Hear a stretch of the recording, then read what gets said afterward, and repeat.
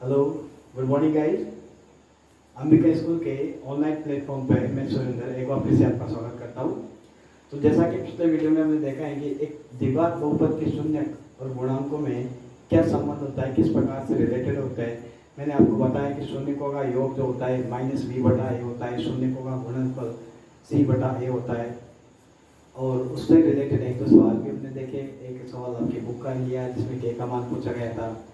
और इसी को आगे बढ़ाते हुए आज का जो मेरा नेक्स्ट टॉपिक है वो रहेगा विभाजन प्रमेय का, डिवीजन एल्गोरिथम। तो हम सबसे पहले समझते हैं असल में है क्या ये चीज़, विभाजन प्रमेय का क्या बोलती है, क्या क्या कहाँ पे हम इसका यूज करेंगे, किस प्रकार से इससे रिलेटेड क्वेश्चन आएंगे। तो दरअसल होता क्या है कि जब भी किसी एक संख्या में दूसरी संख्या का भाग दिया जाता है या एक व्यंजक में, एक बहुपद में किसी दूसरे बहुपद का भाग दिया जाता है, तो उसमें चार चीज़ों का हमेशा डिस्कशन किया जाता है। और वो चार चीज़ें कौन सी है तो मैं यहाँ पे लिखता हूँ। एक तो होता है भाज्य, एक होता है भाजक, एक होता है भागफल और एक होता है शेषफल।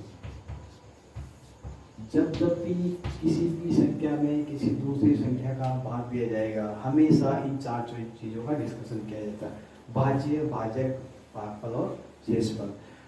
तो असल में ये प्रमेय क्या है, क्या एक ऐसी प्रमेय का जो इन चारों को रिलेट करती है, इन चारों में रिलेशन बताती है, संबंध बताती है, डिवीजन एल्गोरिथम कहलाती है, विभाजन प्रमेय का कहलाती है। यानी कि ऐसी प्रमेय अगर मैं इसको fx बोल दूँ, इसको qx बोल दूँ, इसको gx बोल दूँ, इसको g बोल दूँ, इसको q बोल दूँ और इसको rx बोल दूँ, rx। क्योंकि यहाँ पे हम एल्जेब्रिक एक्सप्रेशन पढ़ रहे हैं, बहुत बीज गणित पढ़ रहे हैं, तो एक्स में वेरिएबल्स में डिवाइड करेंगे। तो ऐसी प्रमेय का जो भाजक, भाज्य, भागफल और शेषफल में रिलेशन बताती है, विभाजन प्रमेय का कहलाती है। अब देखते हैं क्या है, दरअसल क्या बोलती है। तो जब भी किसी संख्या में किसी संख्या का भाग दिया जाएगा तो ये इस प्रकार से रिलेट होता है कि भाज्य बराबर भाजक इंटू भागफल प्लस शेषफल। ये एक इम्पोर्टेंट थ्योरम है जिसको विभाजन प्रमेय का बोलते हैं। ऐसी प्रमेय जो भाज्य, भाजक, भागफल और शेषफल को रिलेट करती है, इसको बोलते हैं विभाजन प्रमेय का। दरअसल इसका कहाँ पे यूज होता है वो सब हम यहाँ पे देखेंगे। तो नॉर्मली अगर मैं बात करता हूँ कि इससे किस प्रकार से क्वेश्चन बनेगा, तो सिंपल से अगर मैं बात करूँ तो चार चीज़ें, चार में से कोई भी तीन चीज़ें आपको यहाँ पे देकर चौथी चीज़ आपसे पूछ ली जाती है कि चौथी चीज़ बताओ, है ना। तो इस प्रकार से कुछ क्वेश्चन आपसे यहाँ पे पूछे जाएंगे इनके बारे में। तो अगर मैं इसको इस फॉर्म में जमाऊँ तो fx बराबर आ जाएगा gx into qx plus r(x). एक ऐसी प्रमेय जो इन चार को रिलेट करती है, विभाजन प्रमेय का कहलाती है। आई होप आपको समझ आया हो। इससे रिलेटेड अगर मैं क्वेश्चन की बात करूँ तो सबसे पहले एक क्वेश्चन जो बड़ा सिंपल है, इसमें आपको दिया हुआ है कि आपकी किताब का एक क्वेश्चन ले लेता हूँ। fx आपको दिया है, fx गिवन है 3x² 3x³ 3x³ plus x² plus 2x plus 5 2x plus 5। और क्या दिया हुआ है, और g(x) दिया हुआ है, g(x) दिया हुआ है। इज गिवन है 1 plus 2x 1 plus 2x plus x²। आपसे पूछा जाता है q(x), यानी कि इसमें डिवाइड किया जाता है इसका। अगर मैं इसको भाज्य ले लेता हूँ, इसको भाजक ले लेता हूँ, तो आपसे पूछा जाता है भागफल और शेषफल याद करो। तो नॉर्मल जिस प्रकार से हम संख्याओं का डिवीजन करते हैं, सेम डिवीजन यहाँ पर होगा। तो मैं एक बार आपको बता देता हूँ, वैसे आप ये चीज़ें 8th क्लास में पढ़ चुके होते हैं, लेकिन फिर भी किस प्रकार से भाग दिया जाता है मैं बता देता हूँ। तो प्रोसेसर वही होता है कि 3x³ plus x² plus 2x plus 5, इसको डिवाइड किया इसको अगर मैं इसकी असली फॉर्म में लिखूँ तो x square plus 2x plus 1 से डिवाइड किया। तो जैसा कि आपको पता है कक्षा 8 9 में बहुत सारी बार आप ये बात देख चुके होते हैं। तो 3x क्यूब को डिवाइड किया जाएगा एक्स स्क्वायर से, तो मेरा यहाँ पर आता है 3x cube divide by x square that is equal to 3x। Again 3x multiplied by all this expression, तो 3x को मल्टीप्लाई किया जाएगा x, 3x cube 3x into 2x that is equal to 6x square and 3x plus into 1 subtract कर दिया जाएगा minus minus minus plus के x square minus के 6x minus के 5x square and this is minus x plus 5 again minus 5x square को divide किया जाएगा x square से, तो ये आता है मेरा माइनस के 5 और माइनस के 5 को वापस मल्टीप्लाई करेंगे इससे, तो minus 5x square minus 10x और माइनस 5 सब क्या करेंगे plus plus plus cancel by this minus के x प्लस के 9x यहाँ पे सक्सेसफुल होता है और ये प्लस के 5 प्लस के 5 प्लस 10, तो ये है मेरा इसको बोला जाएगा r of x, remainder of x, this is called q of x। अगर आपसे पूछ लिया जाता है कि इस प्रमेय की अगर सत्यता की जांच भी करो तो इसको क्रॉस चेक करेंगे, और क्रॉस चेक किस प्रकार से करेंगे। हम जानते हैं कि विभाजन प्रमेय का क्या होती है कि f ऑफ x बराबर q of x into g of x plus r of x। तो इसको क्रॉस चेक करने के लिए यदि मैं जाता हूँ तो मैं जानता हूँ कि अच्छा किसको भाजक किसको भागफल किसको भाज्य ये बोलते हैं, तो मैं उन बच्चों को जो इनमें भी कन्फ्यूजन होता है कई बार, तो मैं इसके बारे में बता दूँ। भाज्य वो होता है जिसमें भाग दिया जाता है, जिसमें भाग दिया जाता है। भाजक वो होता है जिसका भाग दिया जाता है, जिसका भाग दिया जाता है। भागफल होता है जितनी बार भाग जाता है, जितनी बार भाग जाता है, और शेषफल तो शेष बचता है। तो अगर इसके अकॉर्डिंग में देखूँ तो भाग इसमें दिया जा रहा है, तो ये मेरा भाज्य हो जाएगा, ये मेरा भाजक हो जाएगा, इसका भाग दिया जा रहा है, इसमें दिया जा रहा है कितनी बार जा रहा है वो ये हो जाएगा, यानी कि मेरा भागफल हो जाएगा और कितना शेष आ रहा है ये मेरा शेषफल हो जाएगा। तो इसको अकॉर्डिंग में इसको देखूँ जरा देखिएगा, इसको प्रूफ चाहिए, कई बार आपसे इसका प्रूफ भी पूछ लिया जाता है। तो 3x cube plus x square plus 2x plus 5 ये मेरा f ऑफ x है, q of x this is 9%, तो 3x minus 5 into g of x, इसका मैं भाग दे रहा हूँ, x square plus 2x plus 1 plus 9x plus 10। I hope आपको ये गुणा करना आता होगा। 3x को इससे मल्टीप्लाई किया जाएगा, 3x को इससे मल्टीप्लाई किया प्लस के 6x स्क्वायर प्लस के 3x माइनस के 5x स्क्वायर माइनस के 10x माइनस का 5 प्लस के 9x प्लस का 10। कई बार आपको प्रूफ भी पूछ ले, 3x क्यूब अपनी जगह प्लस के 6x स्क्वायर और माइनस के 5x स्क्वायर, ये मिलकर मेरा बनता है x स्क्वायर। अगेन प्लस के 3x और प्लस के 9x 12x और माइनस के 10x प्लस के 2x, ओके, और माइनस के 5 और प्लस के 10 दैट इज इक्वल टू 5। तो आप यहाँ पे देख सकते हो कि ये मेरा f(x) और ये एडिटी जाता है। इस प्रकार यहाँ पे मेरी विभाजन करने का सिद्ध होती है। इससे और किस प्रकार के क्वेश्चन बनेंगे वो हम जब क्वेश्चन वाला प्रॉब्लम वाला वीडियो देंगे उसमें बताएंगे। तो आई होप आपको ये प्रमेय समझ आएगी। इसी क्रम में मैं आगे बढ़ता हूँ और हमारा जो नेक्स्ट टॉपिक है और वेरी इंपॉर्टेंट टॉपिक है उस पर आता हूँ। अगला जो मेरा टॉपिक है वो है द्विघात समीकरण। द्विघात समीकरण। अब आपके मन में एक डाउट आएगा कि सर अब तक तो आप द्विघात बहुपद पढ़ा रहे थे, अब द्विघात समीकरण पर आ गए, ऐसा क्या? तो मैं समझाता हूँ। दरअसल क्या होता है, एक द्विघात बहुपद और एक द्विघात समीकरण में, मैंने इसको समझते हैं। मेरा नेक्स्ट टॉपिक है द्विघात समीकरण।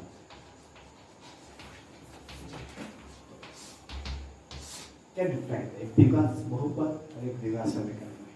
देखते हैं। कुछ नहीं है, अगर कहीं पर ऐसा लिखा है एफ ऑफ एक्स बराबर a x square plus b x plus c बराबर ऐसा लिखा है, यहाँ तक तो ये एक द्विघात बहुपद कहलाता है। और यही द्विघात बहुपद एक द्विघात समीकरण बन जाती है यदि आप इसको बराबर कर देते हो 0। तो यहाँ से यहाँ तक ये एक द्विघात बहुपद है और यहाँ से यहाँ तक ये द्विघात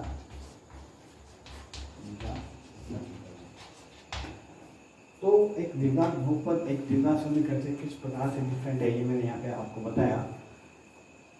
वहाँ पर x के वह मान जो द्विघात बहुपद को शून्य करते थे, शून्य कहलाते थे।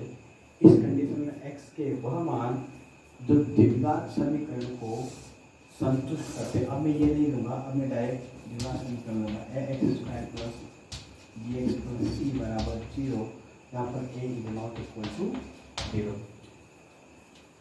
तो यहाँ पर x के वह मान जो समीकरण को संतुष्ट कर दे। अब कॉमन सेंस की बात है, ये समीकरण संतुष्ट कब होगी? इसका राइट हैंड साइड 0 है, तो संतुष्ट कब होगी? जब इसका लेफ्ट हैंड साइड भी 0 हो जाए। तो मतलब वही है कि x के वह मान जो इसको 0 करें, यानी कि असल में वही है, शून्य ही है, बट उस कंडीशन में हम उनको शून्य बोलते थे और यहाँ पर इनको बोलेंगे द्विघात समीकरण के मूल। द्विघात समीकरण के मूल यानी कि x के वह मान जो द्विघात समीकरण को संतुष्ट करते हैं उसके मूल कहलाते हैं, रूट कहलाते हैं। Root of quadratic equation, root of quadratic equation. Okay, तो एक द्विघात बहुपद एक द्विघात समीकरण किस प्रकार से। अब फिर बात आती है कि हाँ सर अगर ये है तो इनको निकालते कैसे? तो जिस प्रकार से मैंने वहाँ पे शून्य निकालने के 3 तरीके बताए, ठीक उसी प्रकार से एक द्विघात समीकरण के मूल निकालने के वही 3 तरीके हैं जो हमने वहाँ पे इंडेक्स निकालने के लिए पढ़े थे। तो मैं एक सवाल लेता हूँ, 3 तरीके में एक बार बता दूँ कौन कौन से थे। पहला तरीका था गुणनखंड विधि, गुणनखंड विधि। दूसरा तरीका था मेरा पूर्णवर्ग विधि, पूर्णवर्ग विधि। तीसरा तरीका था मेरा सिद्धाचार्य। यही वो 3 तरीके जो हमने शून्य निकालने के लिए वहाँ पे यूज किए थे, सेम यही 3 तरीके यहाँ पे एक द्विघात समीकरण के मूल निकालने में यूज में लिए जाएंगे। एक सवाल के लेते हुए मैं इन तीनों तरीकों को एक ही क्वेश्चन में तीनों को समझाता हूँ। सवाल मेरा एक सिंपल सा है, x square minus 5x plus 6 that is equal to 0 एक द्विघात समीकरण। जैसा कि मैंने आपको बताया एक द्विघात बहुपद समीकरण बनता है यदि उसका राइट हैंड साइड आप 0 कर देते हैं। इसी समीकरण के रूट मूल हम तीनों मेथड से निकालेंगे। तो पहला मेथड में लेता हूँ गुणनखंड मेथड। तो वहाँ पर जिस प्रकार से किया था एक्स स्क्वायर माइनस इसके वही 3x माइनस 2x प्लस 6 बराबर 0। इन दोनों में कुछ कॉमन, इन दोनों में कुछ कॉमन, यहाँ से कॉमन आएगा x अंदर एक्स माइनस 3, यहाँ से आएगा 2 बराबर 0। अगेन x माइनस 3 वापस कॉमन निकलता है, x माइनस 2 बराबर 0। यहाँ से x बराबर आता है मेरा 3 और यहाँ से x बराबर आता है। तो मेथड तीनों वही है, यानी कि कहने का मतलब हम इन तीनों मेथड को ऑलरेडी डिस्कस कर चुके हैं जो कि आपकी किताब में फिर दूसरा मेथड की अगर मैं बात करता हूँ सीजर पूर्ण वर्ग विधि से, इसी तरह हम लोग पूर्ण वर्ग विधि से देखते हैं। तो पूर्ण वर्ग विधि से अगर मैं देखता हूँ तो पूर्ण वर्ग विधि का जो पहला स्टेप था कि बहुपद में एक्स स्क्वायर के गुणांक को एक करना है। यहाँ पे ऑलरेडी एक दिया हुआ है, कोई नहीं, कुछ नहीं करना, एक दिया एक्स स्क्वायर 5x + 6 बराबर 0। उसके बाद एक्स का गुणांक क्या है -5, इसका आधा -5/2, आधे का वर्ग ये होगा 25/4, 5/2 का वर्ग क्या होगा 25/4। इसको आपको जोड़ना भी है और घटाना भी है। तो सेम प्रोसेस वही है, x² - 5x + 6, 25/4 को आपने ऐड भी किया, 25/4 को आपने सब्ट्रैक्ट भी किया और बराबर में 0। इस प्रकार से वहाँ पे पूर्ण वर्ग बन रहा था, इन तीनों को लेकर यहाँ पर भी वही पूर्ण वर्ग बनेगा। x² - 5x + 25/4 और जो बचता था उसको लोग लेते थे 25/4 और -6। ये पूर्ण वर्ग बनेगा x - 5/2 का परफेक्ट स्क्वायर बनता है। और इधर अगर मैं एलसीएम लेता हूँ 4, 25 - 24, x - 5/2 का होल स्क्वायर बराबर बनता है मेरा 1/4। अगेन वर्गमूल दिया जाएगा, वर्गमूल लेने पर जब मैं वर्गमूल लेने जाऊँगा तो x - 5/2 बराबर आता है ±1/2। 1/4 का वर्गमूल 1/2। एक बार प्लस ले जाएगा, एक बार माइनस। तो जब मैं प्लस लूँगा तो x बराबर 5/2 + 1/2 दैट इज इक्वल टू 6/2 यानी कि 3। और जब मैं माइनस लूँगा तो x बराबर 5/2 - 1/2 यानी कि 4/2 यानी कि। तो जैसा कि आपने देखा कि यहाँ पर भी मेरे x बराबर 3, x बराबर 2, यहाँ भी मेरा x बराबर 3 और x बराबर 2। इसी सवाल को अगर मैं सीधे आचार्य मेथड से देखता हूँ तो मैं जानता हूँ कि x² - 5x + 6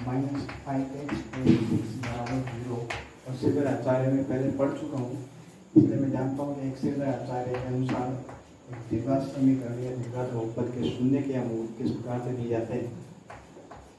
-b + -√b² - 4ac/2a। जहाँ पर मेरा अगर मैं नोटिस करूँ तो a बराबर जो कि x² का गुणांक होता है 1 है, b बराबर मेरा -5 है और c बराबर मेरा 6 है। तो इन सब वैल्यू को मैं सीधे आचार्य के फॉर्मूले में रखकर अगर सोल्व करूँ तो यहाँ से मेरे को x मिलता है, x बराबर -5 + -√b², जो कि है मेरा -5 का स्क्वायर है 4 × a और c बटे 2 × तो x बराबर आता है मेरा 5 + -√25 - 24 divided by 2, that is x is equal to 5 ± √1/2, that is 5 ± 1/2। एक बार प्लस मिल जाएगा, एक बार माइनस। तो 5 + 1/2 यानी कि 6/2 यानी कि 3, और जब माइनस ले जाएगा 5 - 1/2 यानी कि 4/2 that is equal to 4।